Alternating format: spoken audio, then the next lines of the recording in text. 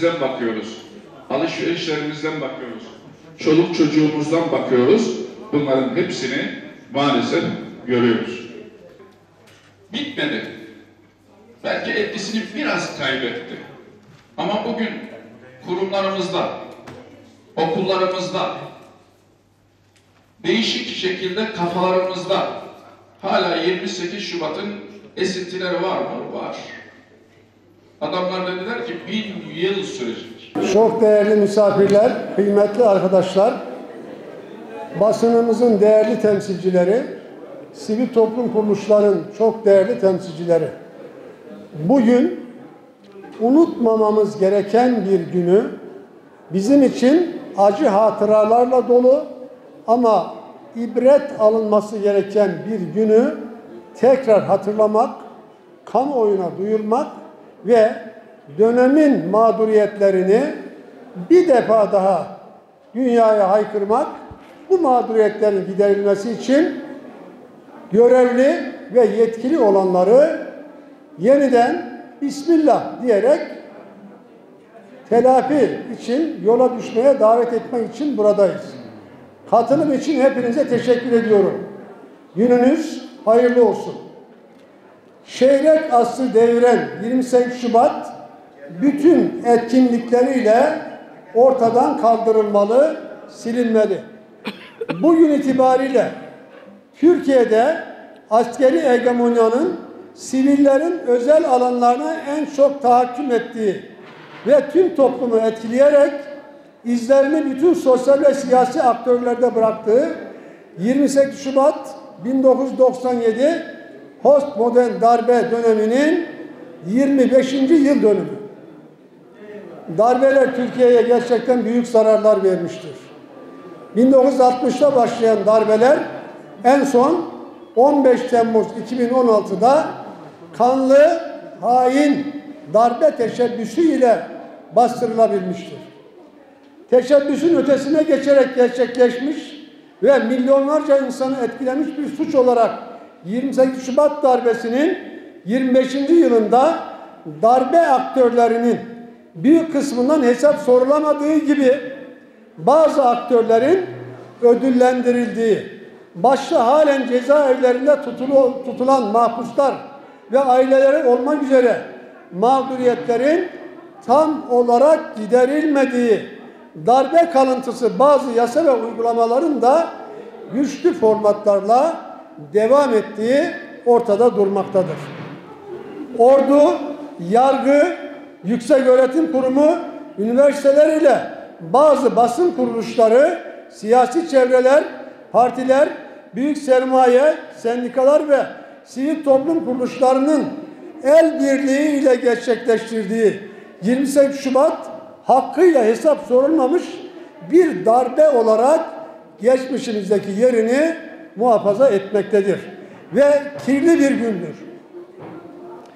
Darbe süresinde dönemin hükümeti düşürülmüş, milyonlarca insan fişlenmiş, bankalar hortumlanmış, basın üzerinden darbe ve darbeciler aklanarak darbe hukuku ve mantığı topluma dayatılmıştır.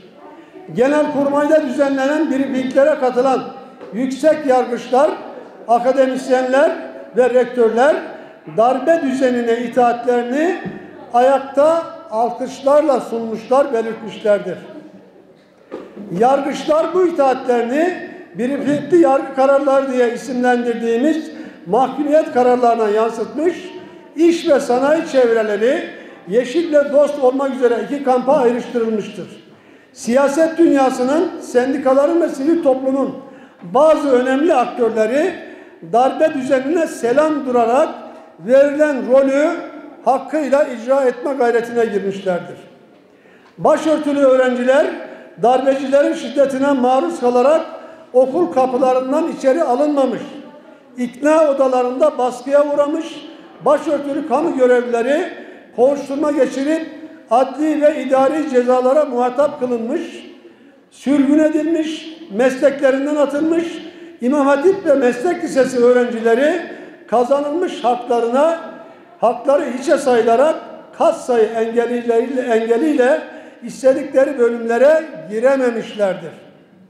Dindar askerler ve bazı kamu görevlileri eşlerinin başörtüsü ya da dini vecibelerini yerine getirdikleri için ordudan atılmış, devlet tam bir gardiyan havasına muhatap kılınmıştır.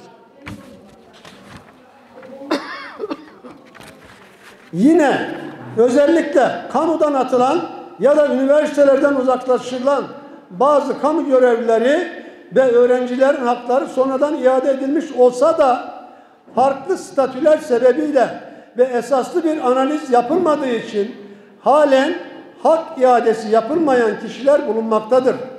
Hakları iade edilenlerin ise kaybedilen yılları göz ardı edilerek hayata 15-20 yıl geriden başlamaları istenmektedir. KPSS gibi sınavlara yönlendirilerek yeni mezun öğrencilerle yarışmaları beklenmektedir. Halbuki yaşları o yeni mezun öğrencilerin anneleri, babaları yaşındadır. Mağduriyetlerin bir kısmı çözülmüş olsa da bazı alanlarda sıkıntılar ve mağduriyetler devam etmektedir. Özellikle halen cezaevlerinde tutulan 28 Şubat mahpusları ve onların aileleri yönünden 28 Şubat bütün yakıcılığı ile sürmektedir. Yani ateş düştüğü yeri yapmaktadır. Ortalama 25-30 yılını cezaevlerine geçiren bu mahpusların bir kısmı bütün bir gençlik çağını, bir kısmı bütün bir yaşlılık devrini cezaevlerinde geçirmek zorunda kalmışlardır. Ömürleri cezaevlerinde tükenmektedir. Dönemin etkisi altında gerçekleşen Sivas olayları gibi engellenemeyen tahriklere dayalı ve insanların canlarına mal olan provokatif olaylar halen aydınlatılmadığı gibi yapılan briefingli yargılamalar sonucu gerçek failler cezalandırılmamıştır.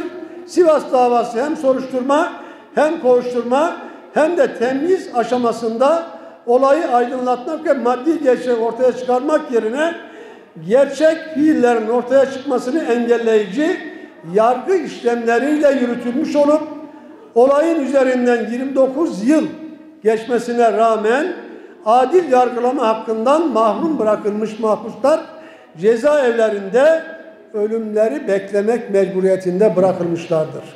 Sivas davası mahpusları 28 Şubat döneminin medya anlayışının heyulası ve briefingli yargısı ile haklarına verilen kararlardan mağdur olarak cezaevlerinde ömür tüketmektedirler. Şu anda cezaevlerinde 25 tane Sivas davası mahkumu vardır ve 100 küsür tane de 28 Şubat dönemi mahpusu cezaevlerinde ömür tüketmeye devam etmektedir.